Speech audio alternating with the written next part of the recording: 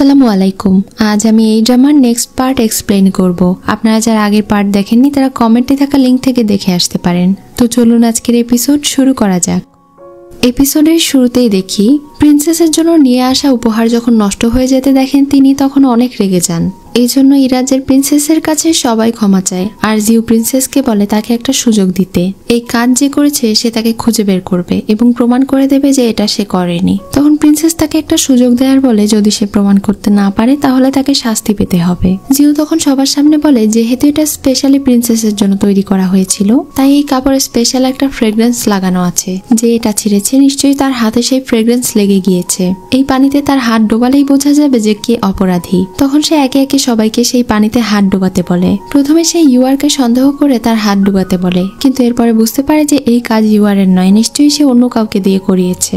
এই জন্য সে ওখানে থাকা সব সার্ভেন্টদেরকে নিজেদের হাত ডুবাতে বলে। সঙ্গে সঙ্গে তাদের মধ্যে থেকে একটা সার্ভেন্ট ধরা পড়ে যায়। জিউ প্রিন্সেসকে বলে সে নিশ্চয়ই নিজে এই কাজটা করেনি, নিশ্চয়ই তাকে দিয়ে কেউ এই কাজ করিয়েছে। তখন পাশে থেকে ইউআর চেঁচিয়ে বলে তোমার সাহস কিভাবে হলো প্রিন্সেসের উপহার নষ্ট করার? কে তোমাকে দিয়ে এসব করিয়েছে বলো? তখন সেই সার্ভেন্ট ভয়ে বলে কেউ করায়নি। জিউকে আমি একদমই পছন্দ করি না, তার নাম খারাপ করার জন্যই আমি এটা করেছি। যেহেতু সে অপরাধ স্বীকার করেছে এজন্য তখনই তাকে জেলে নিয়ে চলে যাওয়া হয়। এই সব কিছু দেখে প্রিন্সেসের মন অনেক খারাপ হয়ে যায়। তিনি সেখানে থেকে উঠে চলে যাচ্ছিলেন। তখনই জিউ প্রিন্সেসকে বলে দয়া করে আমাকে আরেকটা সুযোগ দিন, আমার সঙ্গে বাগানের দিকে চলুন, আমি আপনার মুড ভালো করে দেব। এটা শুনে যখন তারা সবাই বাগানে যায় তখন দেখতে পায় সেখানে সেই সুন্দর ড্রেস। এত সুন্দর এবং দামি একটা ড্রেস দেখে তো প্রিন্সেসের মন ভরে যায়। তারা জিজ্ঞাসা করে সে এটা কিভাবে পেল, এই পোশাকটা তো মাত্র একটাই থাকার কথা। তখন জিউ তাদেরকে বলে আসলে এটাই হলো আসল পোশাক, আর যেটা ছেঁড়া হয়েছে সেটা ছিল রেপ্লিকা। তার সন্দেহ হচ্ছিল কেউ হয়তো এটা নষ্ট করতে পারে, এজন্যই সে এই ব্যবস্থা করেছে। তার এমন বুদ্ধিমত্তায় তো প্রিন্সেস অনেক বেশি খুশি হয়ে যায়, এমনকি তিনি তাকে উপহারও দেন। এই সবকিছু দেখে ইউআর মনে মনে রাখছিল আর ভাবছিল তার প্ল্যান একদমই কাজ করলো না। প্রত্যেকবার সে জিউকে অপমান করতে ব্যর্থ হচ্ছে।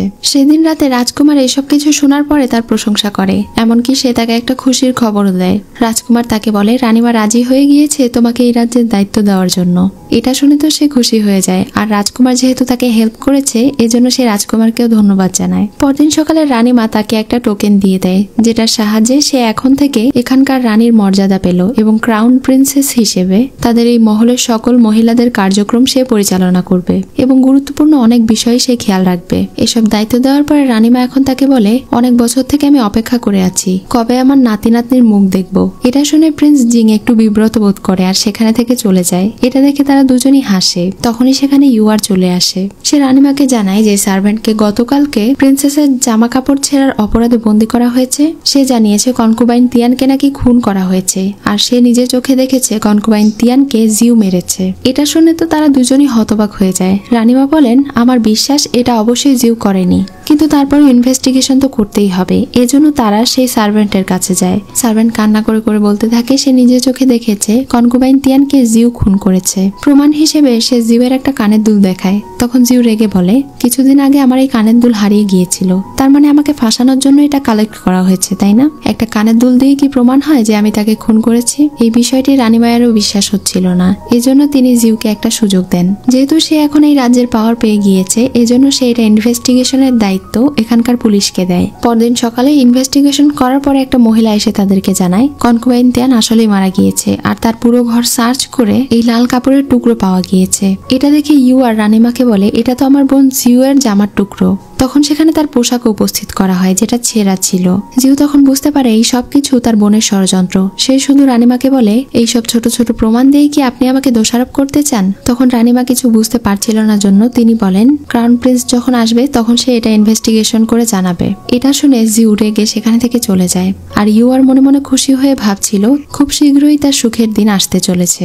এদিকে রাজকুমার যখন হোটেলে বসে লিঙ্গয়ের সঙ্গে আনন্দ করে ড্রিঙ্কস করছিল তখনই সার্ভেন্ট সেখানে আসে। সে রাজকুমারকে জানায় জিউ বিপদে আছে। এটা শুনে সঙ্গে সঙ্গে সে ওখানে থেকে চলে যায়। তখন লিং ইউয়ের অনেক রাগ হয় আর মনে মনে ভাবতে থাকে আবার এই জিউ নামের মেয়েটা আমাদের মাঝে এসেছে। প্রিন্স গিয়ে যখন জিউয়ের সঙ্গে দেখা করে তখন সে সব ঘটনা জানতে পারে। জিউ তাকে জানায় এই সবকিছুর পেছনে ইউআর এর হাত আছে। তার হয়ে সেই সার্ভেন্ট আমার বিরুদ্ধে সাক্ষী দিয়েছে, আর আমার মনে হয় না সে ওই সার্ভেন্টকে ছেড়ে দেবে। এটা শুনে প্রিন্স বুঝতে পারে তাকে কি করতে হবে। এদিকে আমরা সেই সার্ভেন্টকে দেখি, ইউআর চাকু হাতে সেই সার্ভেন্টের কাছে যায়। এটা দেখে সে অনেক ভয় পেয়ে যায়, আর দেখানো হয় সেই দিন রাতে যখন সে তিয়ানকে খুন করেছিল তখন এই সার্ভেন্ট তাকে দেখে ফেলেছিল, আর সে ওই সার্ভেন্টকে ভয় দেখিয়ে বলেছিল যদি সে এসব কিছু সবাইকে বলে দেয় আর তার জন্য কাজ না করে তাহলে সে তাকেও মেরে ফেলবে। প্রাণের ভয়ে সে এসব কিছু করেছে, তবে ইউআর তাকে এখন আর মারে না। সে তার হাতের বাঁধন খুলে দেয় আর তাকে কিছু টাকা দিয়ে এখানে থেকে পালিয়ে যেতে বলে। যখন সে ওই মেয়েটিকে পালাতে সাহায্য করছিল তখন এদিকে জিং তার লোকদেরকে সেই ছবি দিয়ে বলছিল তাকে খুঁজে বের করতে। পুরো শহরে তারা সেই সার্ভেন্টকে খুঁজে বেড়াচ্ছিল। এটা দেখে ইউআর যখন পালাতে যায় তখন তারা তার পিছু করে। সে দ্রুত সেখানে থেকে পালাতে নিজের হাজবেন্ডের গাড়িতে উঠে বসে। এজন্য সেখানে জিং এর গার্ডরা এসে তাকে আর ধরতে পারে না, তার হাজবেন্ড তাকে বাঁচিয়ে নেয়। কিন্তু যখন তারা প্রাসাদে ফিরে যায় তখন দেখতে পায় তারা অলরেডি সেই সার্ভেন্টকে ধরে ফেলেছে। জিউ এবং জিং বারবার সেই সার্ভেন্টকে জেরা করার পরেও সে সব দোষ নিজের উপরে নিয়ে নেয়। সে তাকে ভুল শোধরানোর একটা সুযোগও দেয়, কিন্তু তারপরেও সে ইউআর এর বিরুদ্ধে কোনো কথা বলে না, সমস্ত দোষ নিজের উপরে নিয়ে নেয়। জিউ তখন কিছু জুয়েলারি দেখিয়ে ইউআরকে জিজ্ঞাসা করে সে কেন এটা ওই মেয়েকে গিফট করেছে। সে যে অপরাধী এটা জানার পরেও সে তাকে কেন এসব মূল্যবান জিনিস দিয়েছে, নাকি সে তাকে সাহায্য করেছে। ইউআর বলে যেহেতু মেয়েটি আমাকে অনেক সেবা করেছে তাই করুণা করে এসব কিছু দিয়েছি। এখানে তার হাজবেন্ডও তাকে একটু প্রোটেক্ট করার চেষ্টা করে, কিন্তু জিউ যেহেতু জানতো সেই আসল অপরাধী, এজন্য সে ঠিক করে নিয়েছিল তার বোনকে একটা না একটা শাস্তি দিতেই হবে।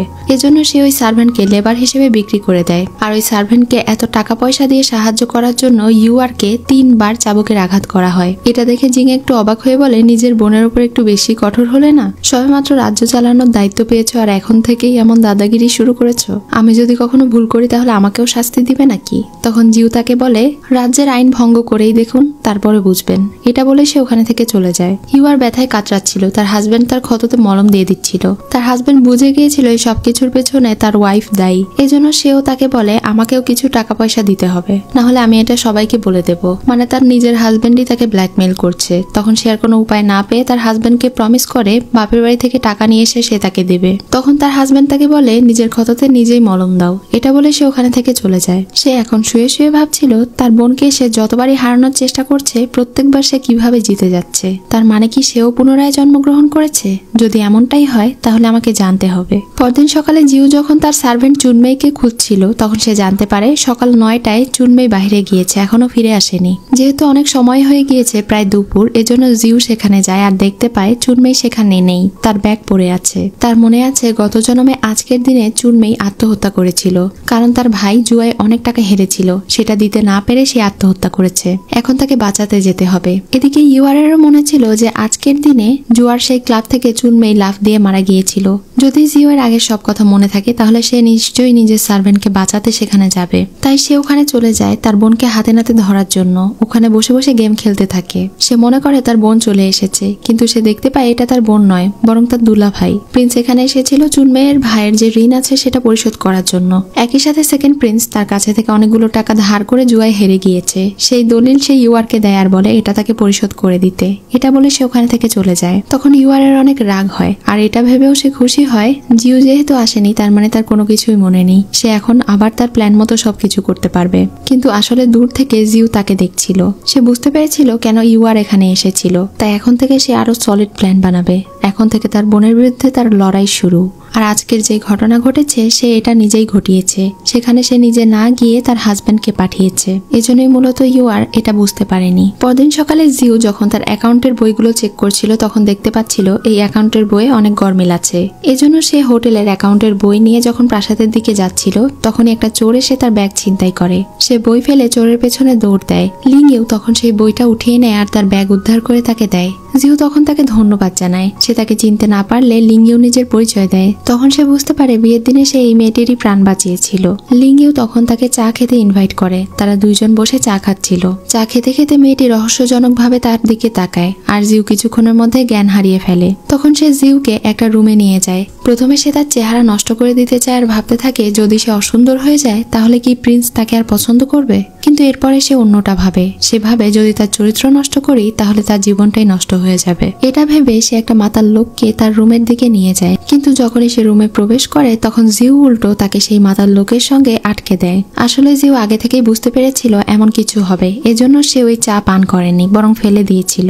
লিংইউ বেশি চিৎকার চেঁচামেচি করলে সে গেট খুলে দেয় আর তাকে বলে, প্রথমে যখন আমার ব্যাগ চুরি করিয়েছিলে তখনই বুঝে গিয়েছিলাম তোমার প্ল্যান। এটা শুনে লিংইউ বলে, তার মানে মনে হচ্ছে আমি তোমাকে ভুল বুঝেছিলাম, তুমি তো দেখছি আমার থেকেও বড় অ্যাক্টর, তাহলে এবার আমাদের সমানে সমানে লড়াই হবে। জিউ তখন রেগে তার গলা চেপে ধরে তাকে বলে, খবরদার আমার সঙ্গে বেশি লাগতে এসো না, তাহলে তোমাকে নিঃস্ব করে দেব। আর প্রিন্সের সাথে আমার কোনো কিছুই নেই, অতএব আমাকে নিয়ে হিংসা করা বাদ দাও। এটা বলে সে ওখানে থেকে চলে যাচ্ছিল। তখনই সেখানে ক্রাউন প্রিন্স আহত অবস্থায় চলে আসে। তাকে প্রিন্সেসের কিছু লোকেরা ধরার জন্য তাড়া করে বেড়াচ্ছিল, কারণ সে জেনারেল গুয়ের সঙ্গে দেখা করতে গিয়েছিল। তারা দুইজন তাকে আহত দেখে তাকে বাঁচানোর জন্য লিংইউ ওখানে থাকা মাতাল লোকটাকে নিচে ফেলে দেয় আর তাদেরকে বলতে থাকে আমাকে বাঁচান। এই সুযোগে জিউ তাকে নিয়ে রুমে ঢুকে পড়ে। যখন সেই লোকেরা তাকে খুঁজতে খুঁজতে রুমে যায় তখন তাদেরকে এই অবস্থায় দেখতে পায়। নিজের হাজবেন্ডকে বাঁচানোর জন্য সে এই টেকনিক অবলম্বন করে, কিন্তু এভাবে কি সে তার হাজবেন্ডকে বাঁচাতে পারবে নাকি তার হাজবেন্ড ধরা পড়ে যাবে? নেক্সট এপিসোডে অবশ্যই জানতে পারবে। নেক্সট এপিসোড দ্রুতই নিয়ে আসবো, সে পর্যন্ত সবাই ভালো থেকো।